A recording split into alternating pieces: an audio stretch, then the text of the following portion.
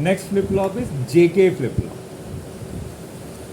JK flip flop काफ़ी हद तक सेम रहिंदा है, लेकिन ਇਹਦੇ ਵਿੱਚ ਇੱਕ ਐਡੀਸ਼ਨਲ ਚੀਜ਼ ਹੈ ਜਿਹਨੂੰ ਕਹਿੰਦੇ ਡਬਲ ਲੈਚਿੰਗ। ਆ ਦੇਖਦੇ ਹਾਂ ਕੀ ਹੁੰਦੀ ਜੀ ਡਬਲ ਲੈਚਿੰਗ। ਇਹ ਮੇਰੇ ਕੋਲ ਇੱਕ ਨੈਂਡ ਗੇਟ ਹੈ, ਇਹ ਦੀ ਇੰਟਰਨਲ ਤੁਸੀਂ ਕਹਿ ਸਕਦੇ ਹੋ ਨੈਂਡ ਲੈਚ ਬਣ ਗਿਆ ਨਾ, ਹੈ ਨਾ। ਇਹ ਟਰਮੀਨਲ ਲਿਜਾ ਕੇ ਤੁਸੀਂ ਕੀ ਕਰਦੇ ਹੁੰਦੇ ਹੋ, ਕਾਮਨ ਕਲੌਕ ਟਰਮੀਨਲ ਜੋੜ ਦਿੰਦੇ ਹੋ, ਇਹੀ ਜੋੜਦੇ ਹੋ ਕਾਮਨ ਕਲੌਕ। ਠੀਕ ਹੈ, ਇੱਥੇ ਤੁਹਾਡੇ ਕੋਲ ਕੀ ਹੁੰਦਾ ਐਸ ਤੇ ਆਰ, मैं नाम बदलन लगा जे ते के कहदा, गुस्सा तो नहीं मान लोगे, मैं इन्होंने जे ते के कहता है तो ये डबल लैचिंग कर लगा। आउटपुट चुकी ए जाके इनू देती, ए आउटपुट चुकी ले जाके इनू देती, ए बन गया जी जे के फ्लिप फ्लॉप। ए की बन गया जे के फ्लिप फ्लॉप। ठीक है, जे के शायद बंदियां दे नाम ते है, दो साइंटिस्टां दे नाम ते। ठीक है, तो जे के फ्लिप फ्लॉप जिहड़ा ना इहदे च एक बड़ी खास चीज़ है। की खास चीज़ है चैक करते हैं। ए क्लॉक जे के ते क्यू n+1 स्टेट की होएगी चैक करते हैं। हुण पहले तो देखते हैं जे क्लॉक 0 है कहने की लोड़ नहीं, जो मर्जी होन नो चेंज। जे क्लॉक मेरे को 1 है तो 4 गल्लां हो सकदियां, किहड़ी किहड़ी 0 0 0 1 1 0 1 1। कोई भी इनू चैक करन तो पहले मैनू स्टार्टिंग ते कुछ ना कुछ अज्यूम करना पएगा ना कि क्यू दे क्यू कंप्लीमेंट की है। मान लैने मेरे को कुछ भी क्यू मेरे को 0 है तो क्यू कंप्लीमेंट मेरे को 1 है। तुसी उल्टा भी मान के चल सकते हो, ट्रुथ टेबल सेम रहेगा। ठीक है, हुण ए 0 इधरों आ रही है, क्लॉक की हुण गल ही नहीं करनी क्योंकि क्लॉक आप 1 नहीं मान के चलते पे हैं। ठीक है, ए 0 इधर आ गया। तुहानू पता है नैंड गेट कोल क्रूशियल हुंदा है 0, एक भी 0 आ जाए आउटपुट 1 हो जाती है। नैंड गेट लिए क्रूशियल की हुंदा है 0, एक भी 0 आ जाए आउटपुट 1 आ जाती है। जे ते के मैं दोनों 0 दिते हुए है। ਇਹਦਾ मतलब है अंदर वाला जो NAND latch RS flip flop है, नैंड लैच नाल बनया अंदर वाला RS फ्लिप फ्लॉप है, याद है वह इत्थे R ते इत्थे S हुंदा है, यही हुंदा ना। तो जे जे नू 0 के नू 0 देवांगे, एक भी 0 आ गया, इत्थे 1 ते इत्थे 1 आ गया, ते अंदर वाले फ्लिप फ्लॉप लिए 1 1 नो चेंज कंडीशन है। तो इत्थे मेरे को नो चेंज मैं लिख सकता QN, यानी n+1 state is same as nth state. चाहे नो चेंज इस तरह लिखो चाहे इस तरह लिखो, एक ही गल है। अच्छा जी, हुण उस तो बाद जे 0 जे ते के है 1, जे 0 ते के है 1। पहले मैं चलो जे 0 ते के है 1, मैं डिस्कशन उत्थों शुरू करनी है जेडे नैंड गेट नू 0 मिलता पाया। ठीक है, इनू 0 मिले ना तो R मेरे को हो गया 1। ठीक है, एदा की स्टेटस है, इनू इधरों भी 0 मिले सी, इधरों 1 मिले, इधरों भी 1 मिले, 0 मिल गया तो यह S हो गया मेरे को 0। चेक करो R1 S0, R1 है तो S0 है, S0 तो क्यू ने 0 हो जाना, तो क्यू कंप्लीमेंट जे चेक करना चाहते हो क्यू कंप्लीमेंट तो इत्थे 1 हो जाएगा। लिखना लिखो, नहीं लिखना ना लिखो। Is it okay? ये तो बिल्कुल उस तरह का ही हो गया जिस तरह जे नू S समझ लो तो के नू R समझ लो, है ना। S जे मेरे को 0 है तो रीसैट कंडीशन होगी ना, तो क्यू 0 आ गया। ठीक है, हुण उल्टा करके देखते हैं। जे 1 है तो के मेरे को 0 है, यानी एक तरह नाल S 1 है। जे मेरे को 1 है तो के मेरे को 0 है। डिस्कशन कितों शुरू करनी है, जिन्होंने 0 मिले, इनू 0 मिले तो इत्थे मेरे को की आ जाना, इत्थे 1 आ जाना। ठीक है, तो इनू देखते हैं, इनू ए वाला 1 भी इधर चला गया, इधरों 1 आया पिछला। ठीक है, इत्थों भी 1 आया तो क्लॉक भी 1 है, तीनों 1 × 1 × 1 इज़ 1, कंप्लीमेंट नाल बन गया 0। सिचुएशन देखो की बनी S1 R0, S1 R0, ए सैट कंडीशन है तो क्यू मेरे को की आ जाना 1 आ जाना, क्यू मेरे को सैट कंडीशन ते क्यू मेरे को 1 आ जाना, क्यू कंप्लीमेंट 0 हो जाना। इत्थों तक देखो तो यह तकरीबन RS फ्लिप फ्लॉप वर्गा ही लगता पाया। सारे 3 स्टैप्स बिल्कुल सेम है, जो RS फ्लिप फ्लॉप चाहे सी वही इत्थे आए हैं। हुण असी लास्ट स्टेट है जिहड़ी कि अलग है, किहड़ी 1 1 वो रेस कंडीशन सी, एच चैक करते हैं जी 1 1 की है।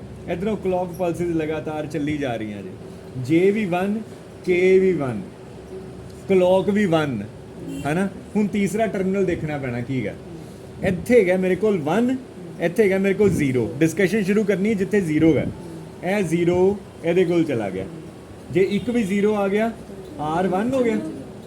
ਠੀਕ ਹੈ, ਇਹ R1 ਹੋਇਆ ਤੇ Q ਮੇਰੇ ਕੋਲ 0 ਹੋ ਜਾਣਾ, ਨਵਾਂ 0 ਇੱਥੇ ਭੇਜੋ, ਇੱਥੇ ਮੇਰੇ ਕੋਲ S1 ਹੋ ਗਿਆ, S1 ਹੋਣ ਨਾਲ S1 ਹੋਣ ਨਾਲ ਕੀ ਹੋ ਜਾਣਾ, ਸੈਟ ਕੰਡੀਸ਼ਨ ਆ ਗਈ।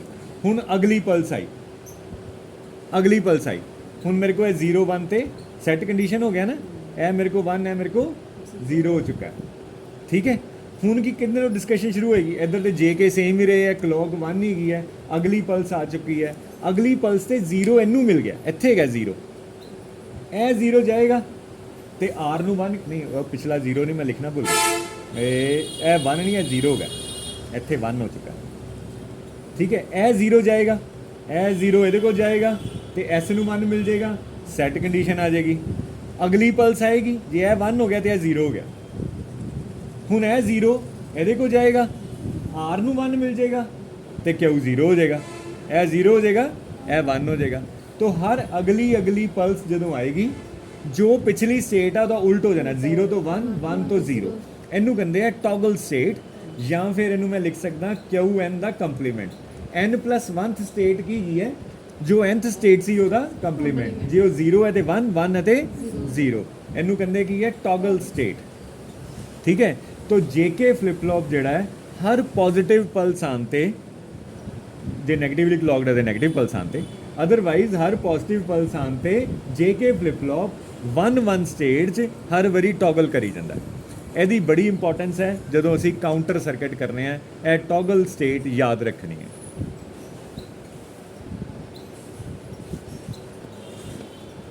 ਅੱਗੇ ਹੈਗਾ T type flip flop. T type ਹੈਗਾ ਟੌਗਲ, ਥੱਕੇ ਹੋ, toggle type. Toggle flip flop ਕੀ ਹੁੰਦਾ ਜੀ, ਟੌਗਲ ਫਲਿਪ ਫਲॉप ਕੀ ਹੁੰਦਾ, ਇਹਦੇ 'ਚ ਨਾ JK ਫਲਿਪ ਫਲॉप ਹੀ ਲੈ ਲਓ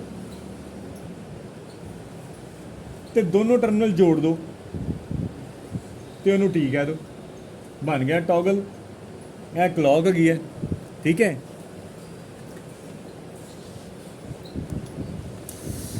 ਟੌਗਲ ਟਾਈਪ ਫਲਿਪ ਫਲॉप ਕੀ ਹੈ ਜੀ, J ਤੇ K ਟਰਮੀਨਲ ਨੂੰ ਜੋੜ ਕੇ ਇੱਕ ਸਿੰਗਲ ਟਰਮੀਨਲ ਕਹਿਤਾ T। ਜਿਸ ਤਰ੍ਹਾਂ RS ਤੋਂ D ਬਣਾਇਆ ਸੀ, ਪਰ ਇਹ 'ਚ ਆਪਾਂ ਕੰਪਲੀਮੈਂਟ ਦਿੱਤਾ ਸੀ ਨਾ, ਇਹ 'ਚ ਕੰਪਲੀਮੈਂਟ ਨਹੀਂ ਹੈ, ਡਾਇਰੈਕਟ ਹੀ ਜੋੜੇ ਆ।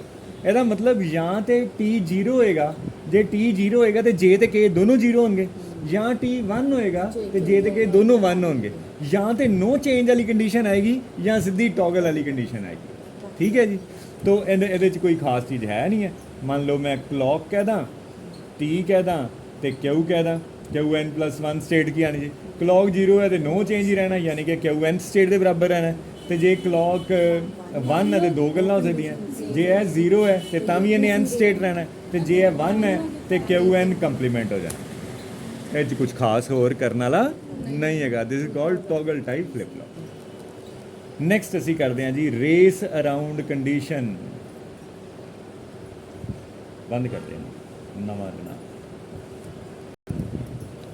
ਰੇਸ ਅਰਾਊਂਡ ਕੰਡੀਸ਼ਨ ਕੀ ਹੁੰਦੀ ਹੈ? ਰੇਸ ਅਰਾਊਂਡ ਕੰਡੀਸ਼ਨ ਬੜੀ ਹੀ ਖਾਸ ਇੱਕ ਕੰਡੀਸ਼ਨ ਹੈ, ਇਹਨੂੰ ਬੜੇ ਹੀ ਧਿਆਨ ਨਾਲ ਸਮਝਣਾ ਹੈ। ਇਹ ਰੇਸ ਕੰਡੀਸ਼ਨ ਨਹੀਂ ਹੈ ਬੱਚੇ, ਰੇਸ ਕੰਡੀਸ਼ਨ ਤੇ ਰੇਸ ਅਰਾਊਂਡ ਕੰਡੀਸ਼ਨ 'ਚ ਕਨਫਿਊਜ਼ਨ ਕਰ ਲੈਂਦੇ ਆ। ਇਹਨੂੰ ਇੱਕ ਐਗਜ਼ਾਮਪਲ ਦੀ ਹੈਲਪ ਨਾਲ ਸਮਝਦੇ ਹਾਂ। ਸਾਡੀ ਕਲਾਸ 'ਚ ਇੱਕ ਸ਼ਰਾਰਤੀ ਬੇਟਾ ਹੈ, ਉਹਦਾ ਨਾਮ ਹੈ ਮਾਨਵ। ਠੀਕ ਹੈ, तो मानव मैं पहले एक छोटे बच्चे नाल मैं खेल रहा सी, तो दो टावर है, बच्चे इंज ही करते उन्होंने आरे ला के रखना पैंदा, तो बंदा आप थक जाता है, तो फिर बच्चे नूं आरे लाना। तो मैं एक टावर नूं कहता टावर 0, एक टावर नूं कहता टावर 1, तो मैं छोटे बच्चे नूं कहा चल भी ਜਦੋਂ मैं तेनू टॉर्च दिखावांगा ना, मैं एक बारी I will give a flash with the torch, मैं टॉर्च दिखावांगा, जे तू 0 ते गए तो तू 1 ते दौड़ के चला जाए।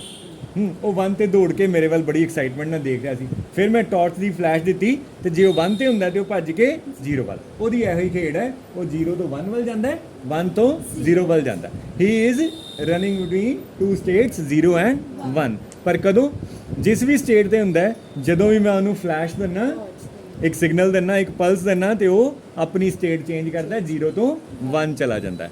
Is that okay? ਇਹਦੇ ਵਿੱਚ ਕੋਈ ਪ੍ਰੋਬਲਮ ਤੇ ਨਹੀਂ? ਠੀਕ ਹੈ ਨਾ? ਇਹਨੂੰ ਤੁਸੀਂ ਸਮਝ ਪਾ ਰਹੇ ਹੋ ਕਿ ਇਹ ਟੋਗਲ ਟਾਈਪ ਫਲਿਪ ਫਲॉप ਹੈ।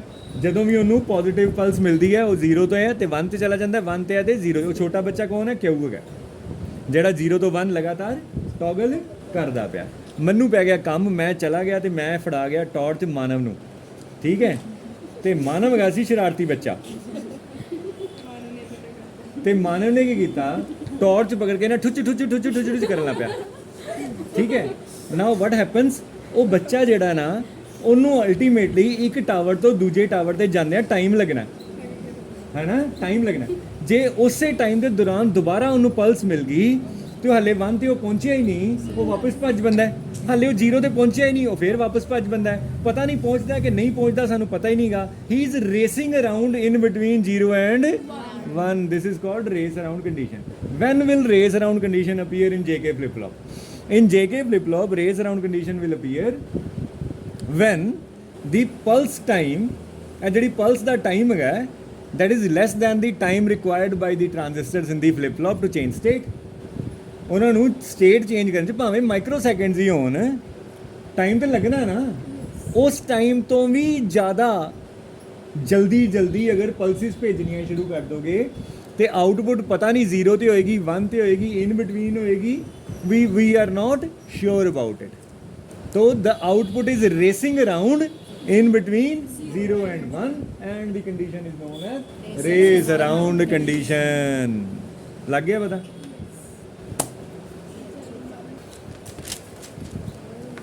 ਨੈਕਸਟ ਆਪਾਂ ਕਰਦੇ ਹਾਂ ਜੀ master slave JK flip flop. Master slave JK flip flop, master slave JK flip flop. ਵੈਸੇ ਥੋੜੀ ਜਿਹੀ ਹੋਰ ਸਟੋਰੀ ਹੈ, ਮੈਂ ਪੂਰਾ ਤਰ੍ਹਾਂ ਟੈਕਨੀਕਲੀ ਕਰੈਕਟ ਨਹੀਂ ਬੋਲਾਂਗਾ, ਲੇਕਿਨ ਸਮਝਣ ਲਈ ਬੜਾ ਇਟ ਇਜ਼ ਗੁੱਡ ਇਨਫ ਕਿ ਅਸੀਂ ਨਾ ਆਊਟਪੁੱਟ ਯਾਨੀ ਆ ਜਿਹੜਾ ਬੱਚਾ ਦੌੜਦਾ ਪਿਆ ਸੀ ਨਾ, ਇਹਨੂੰ ਨਾ ਪਲਸ ਤੋਂ ਇਨਸੂਲੇਟ ਕਰ ਦਈਏ, ਠੀਕ ਹੈ? ਜਦ ਤੱਕ ਇਹ ਪਹੁੰਚਦਾ ਨਹੀਂ ਇਹਨੂੰ ਪਲਸ ਪਤਾ ਹੀ ਨਾ ਚੱਲੇ, ਠੀਕ ਹੈ? ਤੇ ਤੁਸੀਂ ਜਿਹੜੀ ਹੈ ਰੇਸ ਅਰਾਊਂਡ ਕੰਡੀਸ਼ਨ ਨੂੰ ਅਵੋਇਡ ਕਰ ਸਕਦੇ ਹੋ। ਤੂੰ ਕਾਕਾ ਤਦ ਤੱਕ ਦੇਖਣਾ ਹੀ ਨਹੀਂ ਇਹਦੇ ਵੱਲ, ਹੈ ਨਾ? ਤੋ this is how we do it. ਇਹ ਇੱਕ ਪਹਿਲੇ ਸਿੰਪਲ ਮੇਰੇ ਕੋਲ ਫਲਿਪ ਫਲॉप ਹੈ। देखना सर्किट में की बनाना,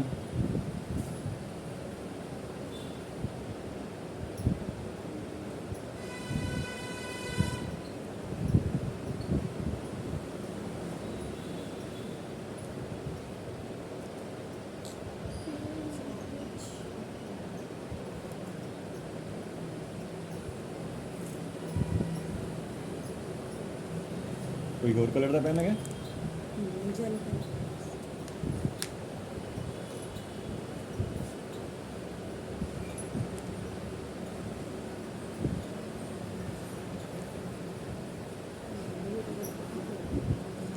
ਧਿਆਨ ਨਾਲ ਦੇਖੋ, ਇਹਦੇ ਦੋ ਪਾਰਟ ਹੈ। ਇੱਕ ਇਹ ਪਾਰਟ ਹੈ, ਇਹਨੂੰ ਕਹਿੰਦੇ ਆ ਮਾਸਟਰ। ਇਹ ਇੱਕ ਨਾਰਮਲ ਕਲੌਕਡ ਫਲਿਪ ਫਲॉप ਦਾ ਨਜ਼ਰ ਆ ਰਿਹਾ ਹੈ, JK ਵਰਗਾ ਹੀ ਹੈ, ਬਸ ਆਊਟਪੁੱਟ ਇੱਥੋਂ ਚੁੱਕੀ, ਇੱਥੋਂ ਨਹੀਂ ਚੁੱਕੀ, ਹੈ ਨਾ? ਇਹ ਮਾਸਟਰ ਹੈ। ਇਹ ਪੋਜ਼ਿਟਿਵ ਪਲਸ ਤੇ ਐਕਟਿਵ ਹੈ। ਜਦੋਂ ਵੀ ਪਲਸ ਇਹਨੂੰ ਪੋਜ਼ਿਟਿਵ ਮਿਲੇਗੀ ਇਹ ਕੰਮ ਕਰਨਾ ਸ਼ੁਰੂ ਕਰੇਗਾ। ਲੇਕਿਨ ਇਹ ਪਲਸ ਦਾ ਕੰਪਲੀਮੈਂਟ ਇਹਨੂੰ ਦਿੱਤਾ ਹੈ। ਇਹ ਸਿੰਪਲੀ ਇੱਕ RS ਫਲਿਪ ਫਲॉप ਹੈ। ਇਹਦੇ ਦੇਖੋ ਡਬਲ ਐਚਿੰਗ ਨਹੀਂ ਗਈ, ਇਹ ਸਿੰਪਲ RS ਫਲਿਪ ਫਲॉप ਹੈ। ਲੇਕਿਨ ਜਦੋਂ ਇਹ ਐਕਟਿਵ ਹੋਏਗਾ ਪੋਜ਼ਿਟਿਵ ਪਲਸ ਦੇ ਦੌਰਾਨ, ਉਦੋਂ ਇਹ ਇਨਐਕਟਿਵ ਹੋਏਗਾ। ਇਨਐਕਟਿਵ ਹੋਏਗਾ ਮਤਲਬ ਇਹ ਕੋਈ ਕੰਮ ਕਰੇਗਾ ਹੀ ਨਹੀਂ, ਕਿਉਂ ਚੇਂਜ ਹੋ ਹੀ ਨਹੀਂ ਸਕਦਾ, ਕਿਉਂਕਿ ਉਹਨੂੰ ਨੈਗੇਟਿਵ ਪਲਸ ਮਿਲੀ ਹੋਈ ਹੈ। ਨੈਗੇਟਿਵ ਪਲਸ ਮਿਲੀ ਹੈ ਤੇ ਕਿਉਂ ਚੇਂਜ ਨਹੀਂ ਹੋਣਾ, ਉਹਨੇ ਨੋ ਚੇਂਜ ਸਟੇਸ਼ਨ ਹੈ। ਇਹ ਚੁੱਪ ਕਰਕੇ ਆਈਡਲ ਆਲਸ ਪਾ ਕੇ ਬੈਠਾ ਹੋਏਗਾ, ਇਹ ਕੁਝ ਨਹੀਂ ਕਰੇਗਾ। ਇਹਨੇ ਜੋ ਵੀ J ਤੇ K ਦੀਆਂ ਵੈਲਿਊ ਦੇ ਅਕੋਰਡਿੰਗ ਆਪਣੀ ਆਊਟਪੁੱਟ ਜਨਰੇਟ ਕਰਨੀ ਹੈ, ਇਹਨੇ ਆਊਟਪੁੱਟ ਜਨਰੇਟ ਕਰਤੀ। ਇੱਥੇ ਆਊਟਪੁੱਟ ਜਨਰੇਟ ਹੋ ਗਈ ਇਸ ਪੋਜੀਸ਼ਨ ਤੇ ਇਸ ਪੋਜੀਸ਼ਨ ਤੇ ਆਊਟਪੁੱਟ ਜਨਰੇਟ ਹੋ ਗਈ ਹੈ JK ਫਲਿਪ ਫਲॉप ਦੀ। ਹੁਣ JK ਫਲਿਪ ਫਲॉप ਜਦੋਂ ਨੈਗੇਟਿਵ ਪਲਸ ਆਈ ਤੇ ਇਹ ਇਨਐਕਟਿਵ ਹੋ ਗਿਆ। ਇਹਨੇ ਪਲਸ ਜੋ ਜਨਰੇਟ ਕਰਨੀ ਸੀ ਕਰਤੀ, ਠੀਕ ਹੈ? ਟਾਰਚ ਉਹਦੇ ਹੱਥ 'ਚ ਜਿਹੜੀ ਹੈਗੀ ਸੀ ਉਹ ਆਪਾਂ ਹੁਣ ਉਹਨੂੰ ਸਾਇਲੈਂਟ ਕਰਤਾ, ਠੀਕ ਹੈ?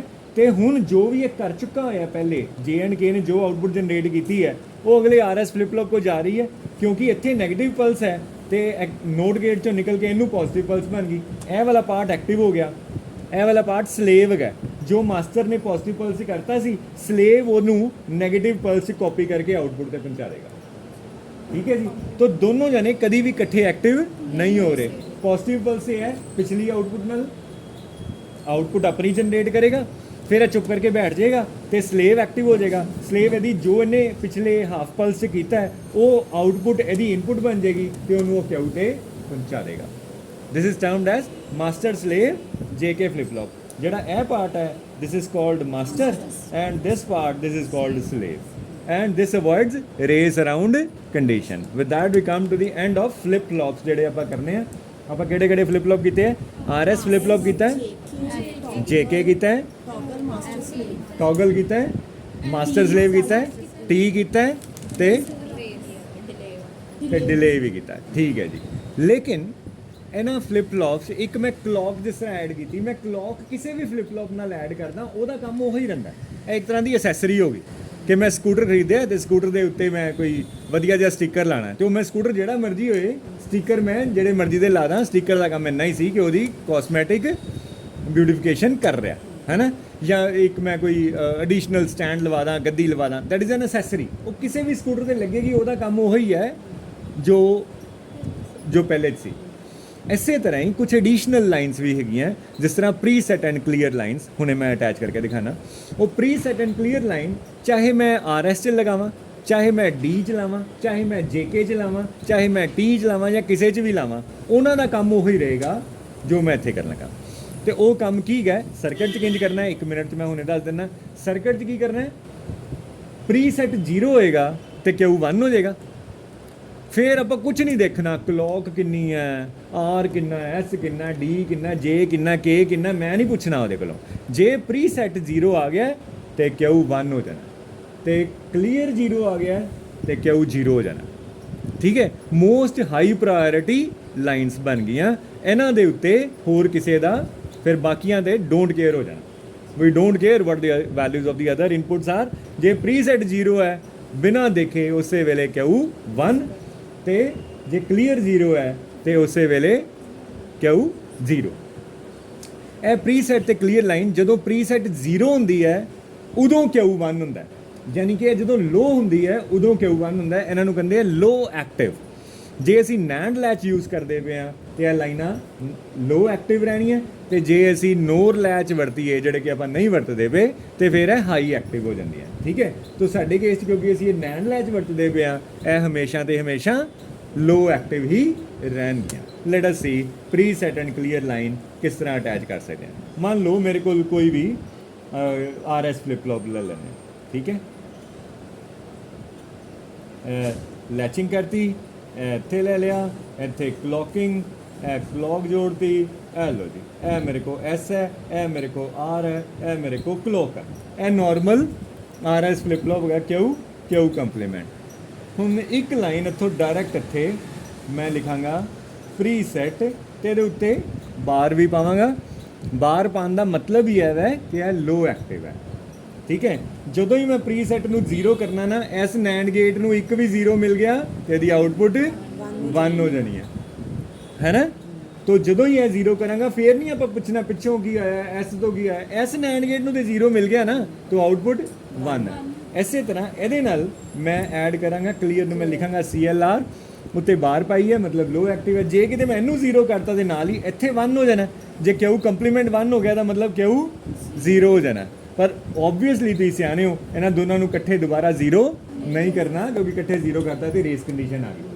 ਹਾਂ, ਜੇ ਇਹਨਾਂ ਤੋਂ ਕੋਈ ਕੰਮ ਨਹੀਂ ਲੈਣਾ ਤੇ ਇਹਨਾਂ ਨੂੰ 1 ਰੱਖੋ, ਫਿਰ ਇਹ ਕੋਈ ਰੋਲ ਨਹੀਂ ਕਰਨਗੇ ਕਿਉਂਕਿ NAND ਗੇਟ ਲਈ 1 ਕ੍ਰੂਸ਼ੀਅਲ ਨਹੀਂਗਾ। ਜੇ ਇੱਥੇ 1 ਆ ਰਿਹਾ ਤੇ ਫਿਰ ਉਹ ਪੁੱਛੇਗਾ ਹੋਰ ਬਾਕੀ ਕੀ ਆ ਰਿਹਾ।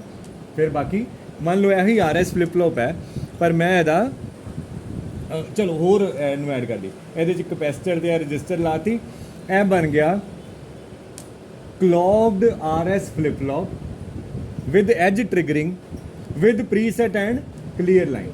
ਇਹਦਾ ਟਰੂਥ ਟੇਬਲ ਬਣਾਈਏ, ਚੈੱਕ ਕਰੋ ਕੀ ਬਣੇਗਾ। ਇੱਕ ਤੇ ਮੇਰੇ ਕੋਲ ਆਣੀ ਹੈ ਜੀ